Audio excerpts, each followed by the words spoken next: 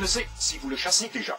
Et si vous ne le chassez pas, nul ne vous en voudra. Stéphane de Groot n'est pas le double éporité qu'il donne à voir le dimanche à Canal Peluche où il s'élève, alors que d'autres peaux plus flétries, officiant ailleurs, elles restent sur terre, comme dit mon urologue.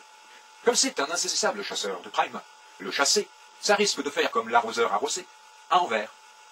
Autrement dit, chasseur de tête, c'est lui qui vous l'apprendra dans un de ses allers-retours à tout donner à Dieu plutôt qu'à Dieu donner à Dieu. Stéphane de Groot, surnommé mythe des deux cavernes ou Platonton par de jaloux détracteurs, est un gibier de portance. Une sorte de lapin crétin belge, donc pléonastique, gros niqueur à la télé. Ce qui, à l'arrivée, ne départ pas de son atavique et présupposée engeance. Une piste, non d'atterrissage, mais de sous-terrissage, puisqu'en de grande mène à lui, Maïtena.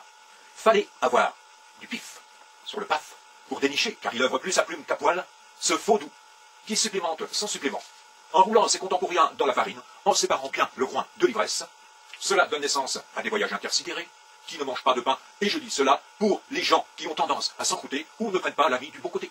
J'ai, par Coolmel, demandé là, et à son âme, permission à l'animatrice de me rétrocéder, le mien étant cassé, le contact de cet orme singulier pluriel, pour voir un peu plus loin devant moi.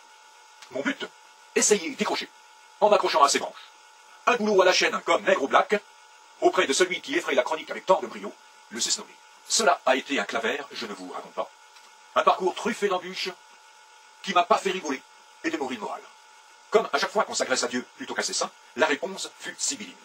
Vous ne le sachez sans doute pas, ou alors vous le sachez, Razad, mon Stéphane de Groot n'est pas un imposteur, pas plus qu'une personne de petite taille préposée à la poste. C'est un trublion qui truble les manipule et les turpitudes. Et la phraséologie pas si jolie aux os, mais si jolie ailleurs, et dont il se bosse sans sourciller devant l'œil de mes caméras. Et j'y tiens. Mon de Groot à moi n'est pas loin de parvenir là d'où il ne vient pas, le mec plus ultra de la littérature. Il est à l'absurderie. Ce que Hollande est à son antonyme contré, pays des tulipes, consubstantiel. L'un déroule au prompteur, avec une componction scout, ses itinéraires absconses. L'autre est prompt à rouler en scout dans des chemins de traverse à la con.